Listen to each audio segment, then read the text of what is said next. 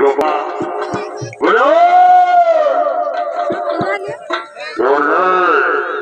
সকাল সকাল মনটা খারাপ করে কি ছুটতে গেলে তাকে মনটা খারাপ করে বাচ্চা আমার দিব না এই মনটা ভাবা পাঁচ টাকা যায় বলে যাবে বাবা এটা আপনাকে আমার কোনো বাচ্চা দিয়ে রাস্তাটা ছাড়বে এই বাচ্চাটা কি করে